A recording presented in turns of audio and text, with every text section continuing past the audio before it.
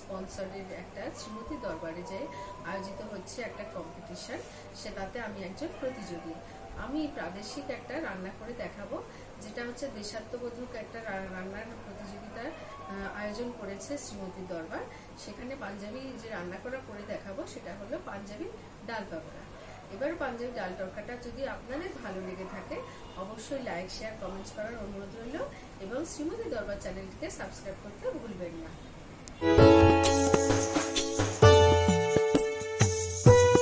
আজকে আমি পাঞ্জাবি ডাল তড়কা বানাবো। ডাল তড়কা বানানোর জন্য আমি এখানে প্রথমে 3 রকম ডাল নিয়েছি। মুগের ডাল, মসুর ডাল, অরহর ডাল নিয়েছি।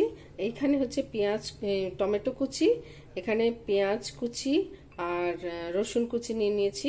আর এদিকে নিয়েছি লঙ্কা গুঁড়ো, হলুদ গুঁড়ো, নুন, গোটা জিরে, আদা কুচি, ধনেপাতা কুচি, কাঁচা লঙ্কা কুচি। এখানে হচ্ছে যেহেতু রাঁধুনি স্পন্সর করেছে, রাঁধুনির ধনিয়াটা আমি নিয়েছি। এটা ফ্লেভারটা খুব ভালো, মানে অসাধারণ। দিলেই একটুখানি 1 চামচ মতো দিলেই হচ্ছে এত সুন্দর ফ্লেভার আসে, মানে অসাধারণ ফ্লেভার।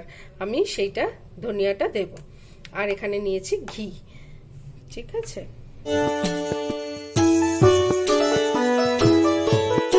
এবার আমি বানানো শুরু করছি। প্রথমে আমি জল দিয়ে দিলাম, খানিকটা জল দিয়ে দিলাম। এইবারে আমি একে একে ডালগুলো দিয়ে দেব। এখানে মুগের ডালটা দিচ্ছি, তারপরে দিচ্ছি অরহর ডাল, তারপরে দিচ্ছি মসুর ডাল। 3 রকম ডালই আমি দিয়ে দিলাম। ডালটা ফুটতে দিয়েছি। এবার এর মধ্যে আমি একটুখানি কাঁচা লঙ্কা ফেলে দিচ্ছি। একটু কাঁচা লঙ্কা, একটু আদা কুচি, আর একটু নুন হলুদ দিচ্ছি। একটু নুন দিলাম, একটু হলুদ দিলাম। এবার ফুটুক। এটাতে চাপা দিয়ে দিচ্ছি যাতে তাড়াতাড়ি ফুটটা ধরে। এবার আমার এটা সেদ্ধ হয়ে গেছে, অলমোস্ট সেদ্ধ হয়ে গেছে। এবারে আমি এটাকে নামিয়ে নেব। নামিয়ে নিয়ে এবারে তড়কা দেব। তড়কা দেওয়ার জন্য জায়গাটা গরম করে নিলাম, কড়াটা। এবারে আমি ঘি দিয়ে দিচ্ছি।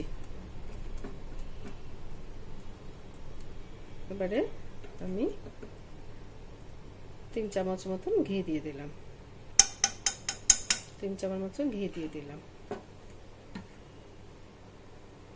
ঘি হয়ে যাওয়ার পরে আমি এখানে গোটা জিরেটা ফোড়ন দিয়েছি।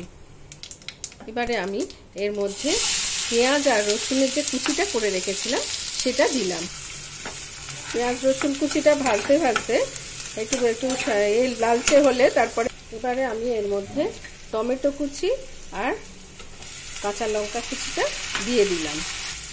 তার সঙ্গে আমি মশলা দিচ্ছি লঙ্কা গুঁড়ো, হলুদ গুঁড়ো, নুন আর হচ্ছে আদা কুচি দিয়ে দিলাম। আমার তড়কাটা ভাজা হয়ে গেছে।